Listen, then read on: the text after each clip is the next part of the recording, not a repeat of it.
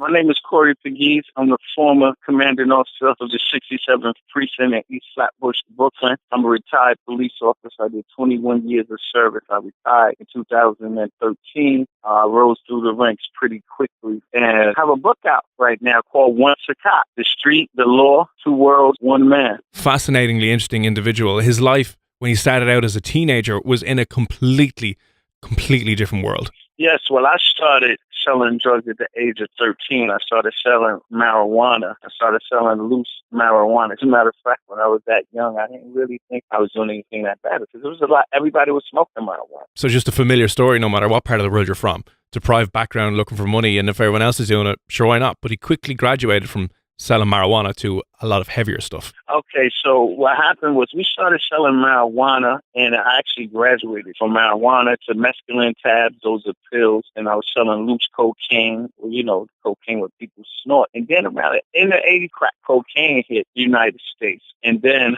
I had to start selling crack. I started selling crack cocaine. Once we graduated to the flipped over and went and started selling crack cocaine, I mean, the money was coming hand over fist. I was making $2,000 a day easily.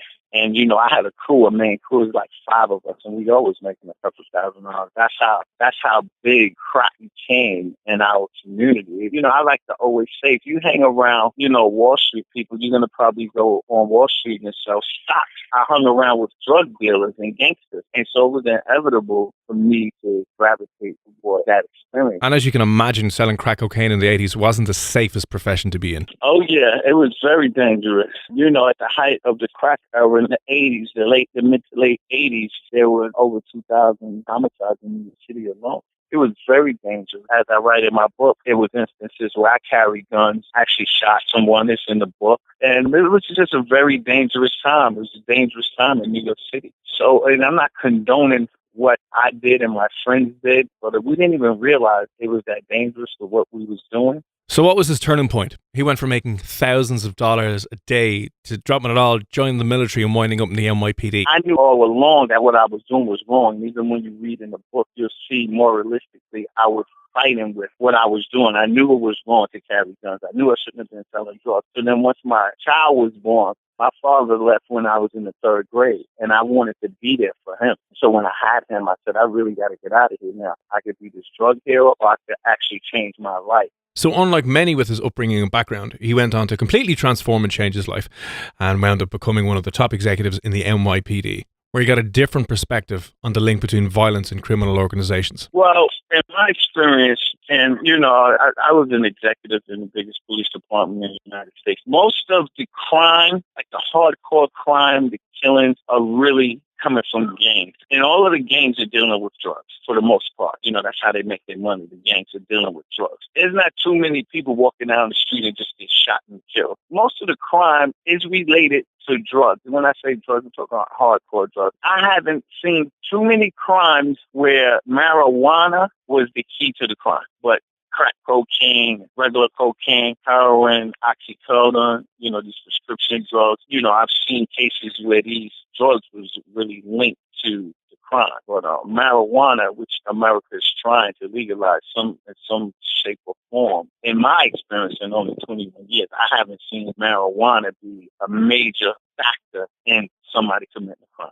So Corey Pegues has seen the drug situation from both sides of the law, having started off as a teenager selling drugs, carrying guns, to changing his life and becoming an NYPD police chief. What were his thoughts and what are his thoughts on the whole issue of legalizing drugs with an attempt to kind of combat the violence? I definitely think if you legalize, and marijuana at this point is a no-brainer. If you legalize it, I honestly do not think that it's a major factor in committing crime. I mean, you can see, like, even in New York City now, they have decriminalized locking up somebody. If you catch them outside with a bag of marijuana in their pocket, no longer are they putting them in jail. They're just giving them a summons to come to court 30 days later and answer for it.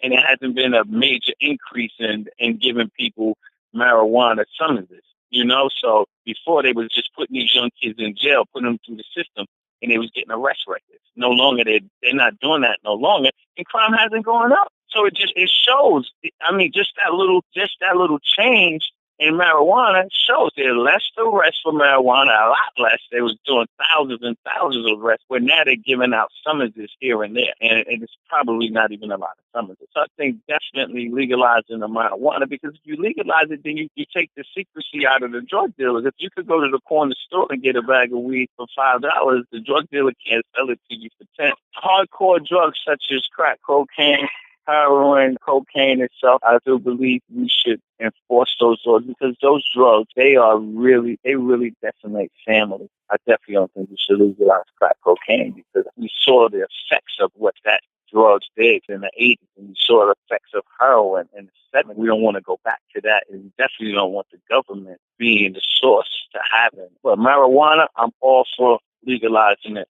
If you look at the state of Colorado out here, they legalized marijuana and they have such a surplus of money, they don't even know what to do with the money. So he is in favour of legalising things like marijuana, possibly decriminalising other harder drugs, but kind of steps back from legalising them across the board because he has seen the negative impact that some of the harder drugs have on communities and have on people. And I put the same question towards Dr. Mark Thornton. I wanted to know, from his perspective, would he be in favour of legalising all drugs across the board?